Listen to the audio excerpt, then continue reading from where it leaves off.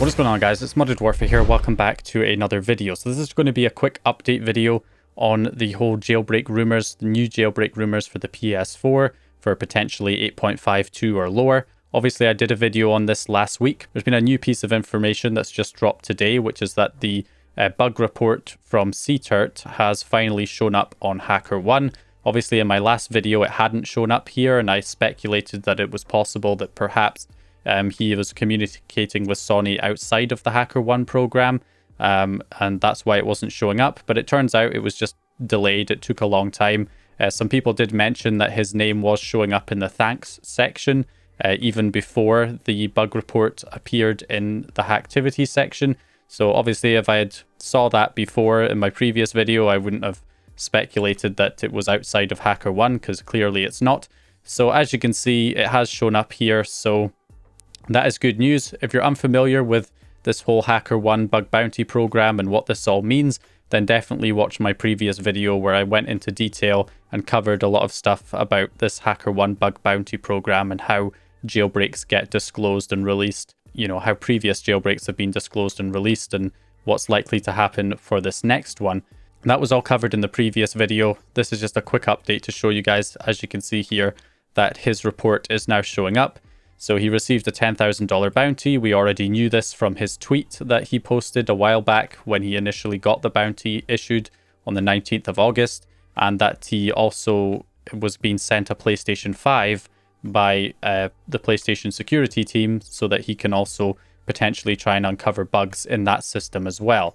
So now the question is this going to be disclosed? Are we going to actually get this disclosed so that we could potentially get a new jailbreak for 8.52, or you know, maybe it's 8.50, maybe it's 8.03, who knows? More than likely it's probably 8.52, which they've probably fixed in this latest 9.00 update. But yeah, so what we've seen from like when this happened with the Flow, you know, he reported the bugs to Sony and you know, they were disclosed 3 to 6 months later. And then we were able to get a jailbreak once Slayer's Gorvy and Spectre Dev looked into the exploit and figured out how to reproduce it. And then we got our jailbreak for the PS4 for the higher firmwares like 6.72 and 7.55.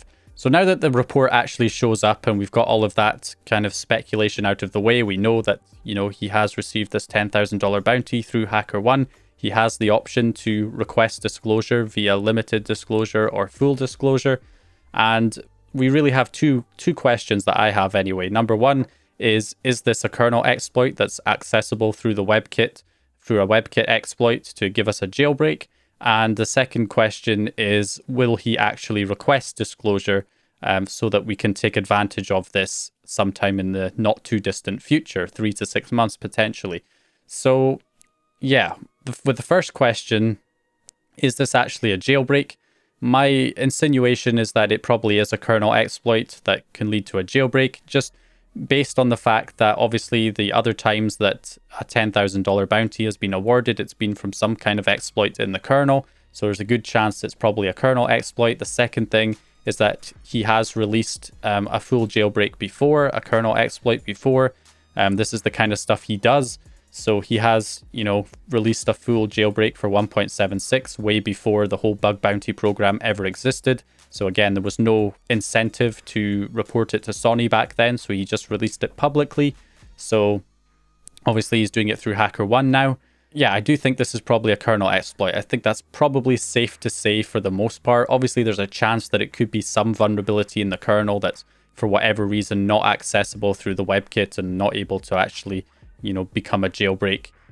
Yes, there's a chance of that, but I think more than likely it's probably, I think it's fairly safe to say it's most likely a kernel exploit for the PS4. So the second question is, will he request disclosure? Now, again, he's released a full jailbreak before, so why wouldn't he request disclosure? It would seem weird for him not to.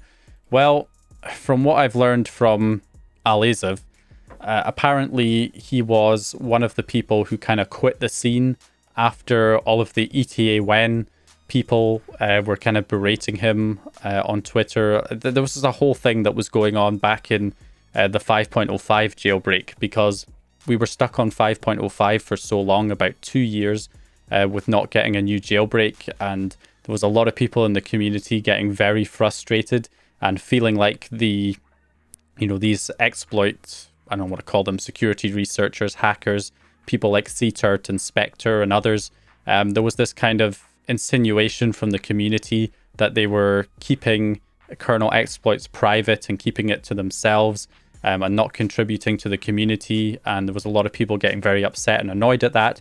It started with just the usual ETA when stuff that you see all over the place even now. There's lots of people asking about 8.52, 8.03. There's always people asking in the comments section of my videos, when's the next jailbreak coming out, which is fairly understandable. If you're on 8.52, you're going to want to know, you're going to want updates every so often. So you're going to ask.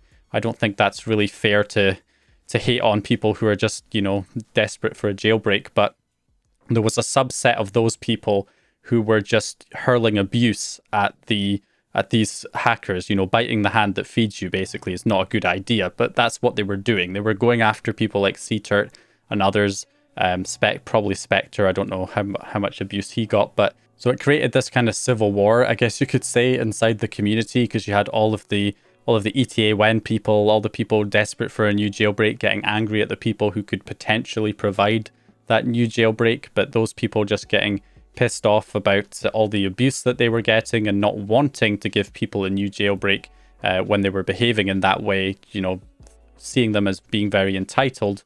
And it was just causing this huge disconnect. So that's what worries me with CTURT right here, is that he might just be like, what, fuck the PS4 scene, fuck everybody who after all the abuse I got back in with the 5.05 jailbreak, maybe I don't want to disclose the information and give people what they want because of the way that he was treated back then, which is possible. So yeah, it's kind of 50-50. Will he request disclosure or not? Now, the Flow went through the same thing, and he did request disclosure, so big up to him for, still disclosing or requesting disclosure despite the fact of the way he was treated in the community. But, CTURT might not be so forgiving, so we'll have to wait and see. I'm keeping my fingers crossed. I'll stay positive and hope that he is going to do what I consider to be the right thing, which is to obviously request disclosure. Even if it's limited disclosure, to, hopefully result in a jailbreak at some point in the near future, rather than just keeping that, this vulnerability to never be exploited and, never really be used, which is going to be a shame. So yeah, I'll keep my fingers crossed that he's requested disclosure or is going to, and that we'll hopefully see a jailbreak within the next maybe 3 to 6 months, maybe around Christmas time or January 2022, we might see a new jailbreak if this gets disclosed. So yeah, that's basically it. Just a quick update on that. I'm not going to be doing these videos that often. If new information comes out, I'll make a video. I keep seeing people wanting me to make these videos more often, but obviously if there's no new news that's actually coming out in the scene, then there's nothing for me to make any videos on this on. It would just be me repeating the same information. So because of that, I'm only going to make these videos when new information comes out. So if there's another report on HackerOne, that's another $10,000 bounty, anything like that, then obviously I'll cover that. But if nothing happens for the next 3 to 6 months, then there's probably not going to be another update video on this for like 3 to 6 months unless some new information comes out.